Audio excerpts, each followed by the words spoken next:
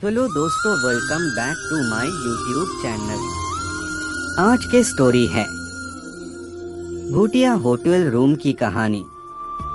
यह कहानी है करिश्मा और संजय की, जो बहुत अच्छे दोस्त थे। करिश्मा और संजय कई दिनों से एक दूसरे से मिलने की कोशिश कर रहे थे, लेकिन अलग अलग शहरों में काम करने की वजह से, जिसके कई दिनों की कोशिशों के बाद दोनों ने दिल्ली मिलने का प्लान बनाया।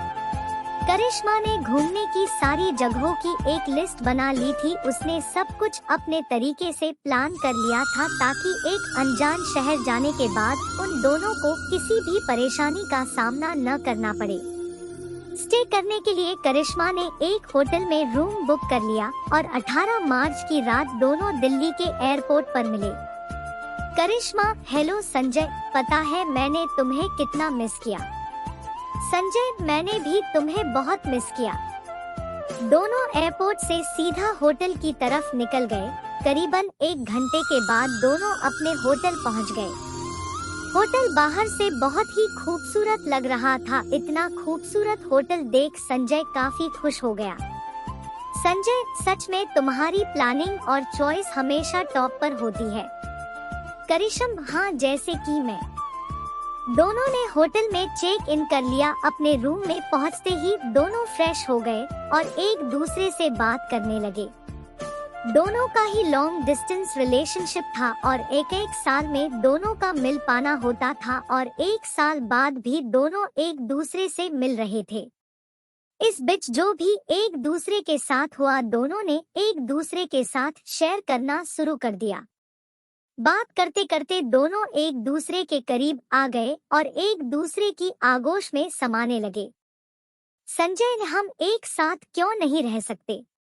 करिश्मा: देखो संजय, कोशिश तो मेरी यही है, मैं और तुम दोनों हमेशा के लिए एक साथ हो जाए। करिश्मा और संजय एक दूसरे से बात कर ही रहे थे कि तभी रूम के बाथरूम से कोई आवाज आने लगी। पहले तो उन्हें लगा कि गीजर में कोई प्रॉब्लम होगी, लेकिन ध्यान से सुनने पर करिश्मा ने यह महसूस किया कि ये किसी की दीवार पर नाखून मारने की आवाज है। ऐसा समझ में आते ही करिश्मा काफी डर गई और वह संजय को यह बात बताई, जिसके बाद संजय बाथरूम की तरफ बढ़ने लगा। संजय: वो बाथरूम में बिल्ली थी। करिश्मा: मैंने तुम्हें खामखा डरा दिया।